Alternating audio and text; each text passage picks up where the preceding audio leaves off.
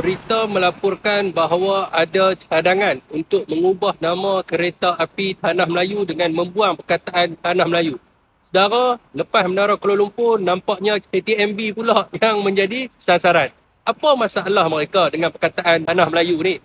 Memang secara identitinya, Malaysia adalah gabungan di antara Borneo dan juga Tanah Melayu.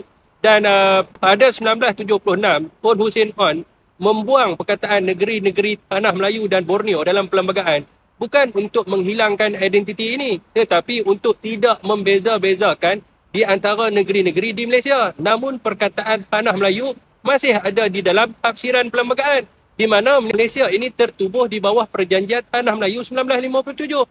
Saudara dan saudari, apa masalah mereka dengan perkataan Tanah Melayu? Di mana seorang veteran UMNO sendiri mengatakan ada agenda yang tersembunyi. Ini wakil daripada parti kerajaan yang memerintah sekarang. Adakah beliau memaksudkan yang ada pihak yang cuba menghilangkan identiti Melayu? Apakah pandangan rakyat Malaysia?